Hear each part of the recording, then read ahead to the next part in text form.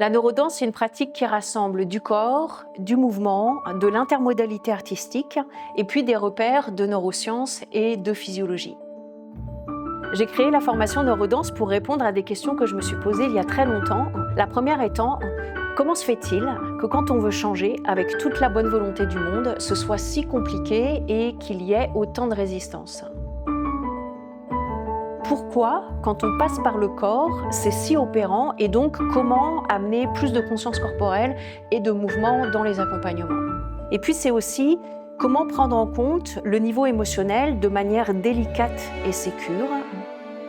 Qu'est-ce qui se passe dans notre système corps-cerveau quand on s'amuse avec l'intermodalité artistique, à savoir danser, faire du dessin, danser le dessin, faire parler la danse, parce que ça fait vraiment bouger les lignes en profondeur.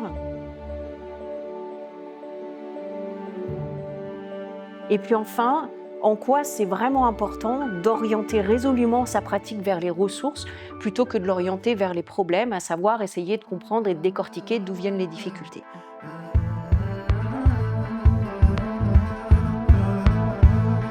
Je suis Béatrice Menne, j'ai été façonnée, formée par un parcours qui est passé du travail social en institution à un tour du monde à vélo seul pendant 3 ans, entre 2005 et 2008. Et puis à l'issue de ce voyage, j'ai créé une pièce de théâtre, un spectacle de contes et des conférences. Et en tant que timide, introvertie et puis plutôt câblée anxieuse à la base, je fais vraiment l'expérience que énormément de choses sont possibles à condition d'avoir les bons points d'appui internes. Et la formation neurodanse est le fruit de tout ce parcours qui a été aussi jalonné de nombreuses formations, thérapies et supervisions. En 4 ans d'intervalle, j'ai perdu 2 enfants et ça a été pour moi une énorme traversée du vide qui m'a mise face à des effondrements successifs, à une profonde impuissance, de la perte de sens, du vide, de la solitude, de l'isolement et puis une perte d'envie et même une perte de désir de vivre.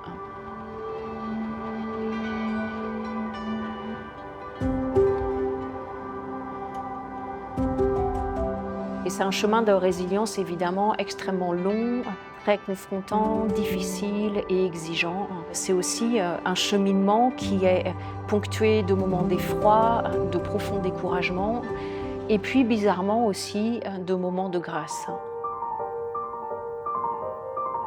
Et puis c'est aussi venu me chercher sur les questions de comment garder la confiance et la foi au cœur de l'épreuve, comment garder un axe au milieu du chaos, comment rester dans le mouvement de la vie quand on est traversé par la mort au sens propre ou figuré du terme, comment accepter l'inacceptable et puis finalement la question la plus importante qui est comment arriver à se recréer, se renouveler une vie réjouissante, lumineuse, joyeuse avec le jeu de cartes qui nous est donné à vivre.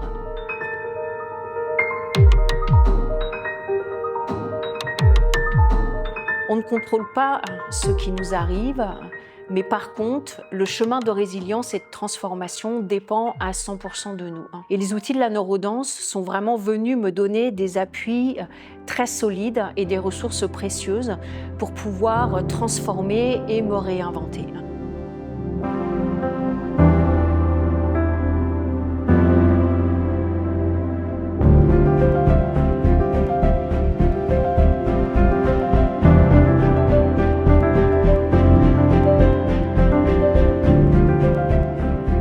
La neurodanse est venue se préciser, s'étoffer, se densifier au fil de ces 15 dernières années pour finalement se concentrer autour de plusieurs axes. Les 4 niveaux de conscience, le niveau physique, émotionnel, mental et sensible, parce que tout ce que je fuis me suit et en étant vraiment à l'écoute de ce qui se passe profondément à l'intérieur, c'est comme ça que les choses peuvent se transformer profondément et durablement.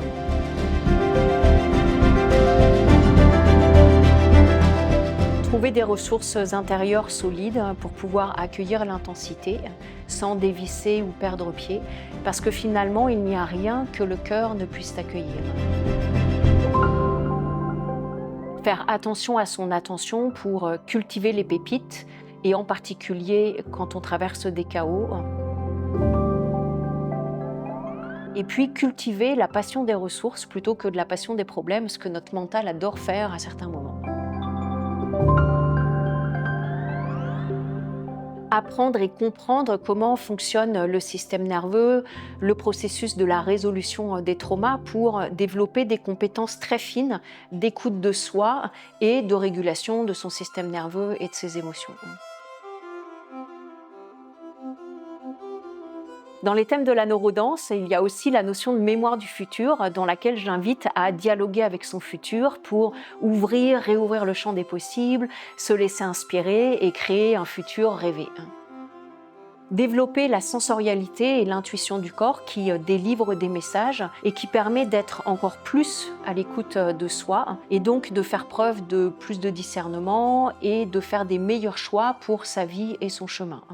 Et puis pour moi aussi, l'intuition du corps est vraiment un chemin pour faire alliance avec la vie et la joie.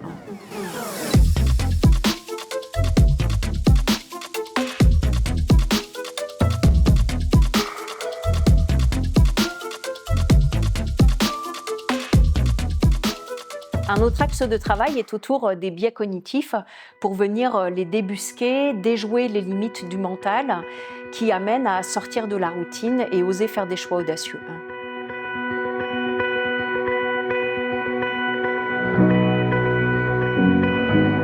Tout ce travail conduit à aligner sa vision, ses intentions, ses actions pour créer de l'inédit, et au-delà des codes, des normes, et puis même au-delà des fatalités qui finalement n'en sont pas.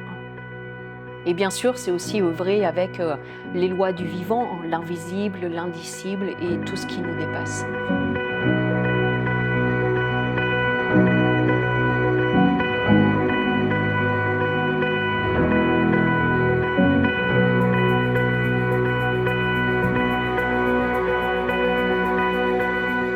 Et en fait, la vie nous demande de changer tout le temps, mais on n'apprend pas comment en changer. On n'apprend pas comment se passent les processus d'apprentissage, de changement et de résilience, à la fois dans le corps et dans le cerveau.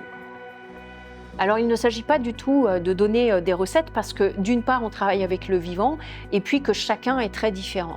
Mais il s'agit de donner des bases de compréhension sur le fonctionnement du corps, la physiologie, le fonctionnement du cerveau.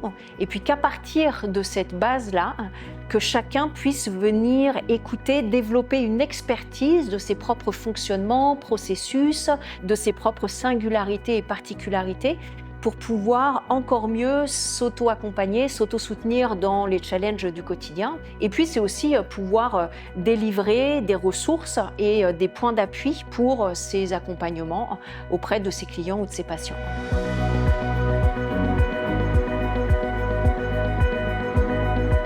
Notre passé ne détermine pas notre présent et encore moins notre futur.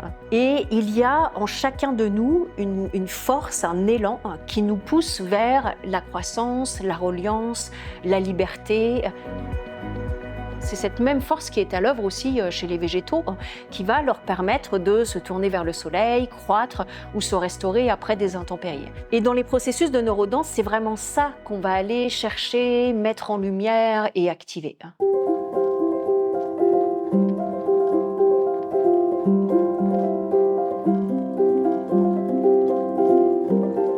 Dans les processus de neurodanse, en fait, il ne s'agit pas d'essayer de se changer. Il s'agit de venir écouter ce qui se passe dedans, de se laisser traverser, d'être avec, de pouvoir l'accueillir, de rester avec les sensations ou les émotions. Et souvent, ça, c'est le plus difficile. Et pourtant, avec des points d'appui simples, ça devient possible et c'est ça qui permet la transformation.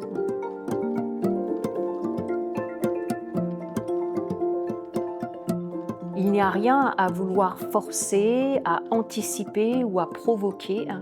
Il y a juste à être profondément avec ce qui est, à créer les bonnes conditions à l'intérieur de soi et autour de soi, et notamment relationnelles. Et depuis cet endroit soutenant et sécure, on expérimente que le passé n'est pas une fatalité et qu'on peut créer résolument un futur différent du passé.